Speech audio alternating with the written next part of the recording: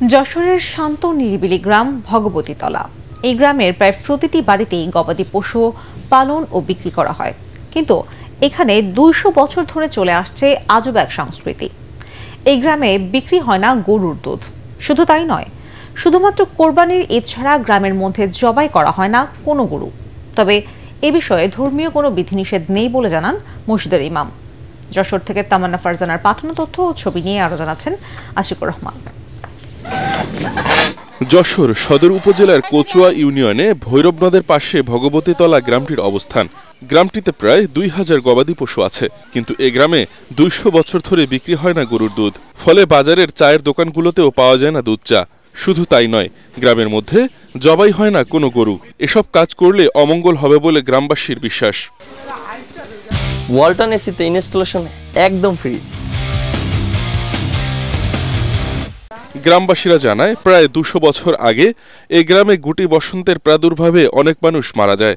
সে সময় এক সাধু ব্যক্তি এসে এই গ্রামের সবাইকে গরুর দুধের তৈরি পায়েস খাওয়ান। সবাই সুস্থ হয়ে ওঠেন। ওই সাধু ব্যক্তি চলে যাওয়ার সময় সবাইকে উপদেশ দেন, এই গ্রামের কেউ যেন গরু জবাই ও দুধ বিক্রি না করে। সেই থেকে এই গ্রামে এই প্রথা চালু হয়ে আসছে। দুধ বিক্রি করা, দুধ আমরা তো বেশিই না কোনোদিন, আমার বাপ বেশিনি, দাদার খবর ক্ষতি পারি না, দাদাও বেশিনি। একটা শুনেছি কি এই গ্রামে মহামারী ছিল, সেই সময় মহামারী থাকলেই কোন ঠাকুর বা খেয়ে যে হোক একজন আসে বলিল তোমরা এই গ্রাম বন্ধ দিল, দিয়ে মোড়ক থেমে গেল, মহামারী থেমে গেলে বলিল যে তোমরা এই গ্রামে গরু জবাই করে না আর গ্রামে দুধ বিক্রি করে না।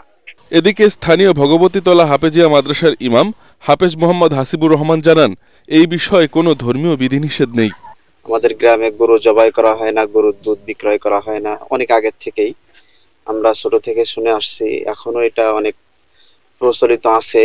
এক্ষেত্রে ধর্মীয় দৃষ্টিকোণ থেকে গরু জবাই করা কি গরুর দুধ বিক্রি করা, ধর্মীয় দিক থেকে এর কোনো নিষেধাজ্ঞা নাই।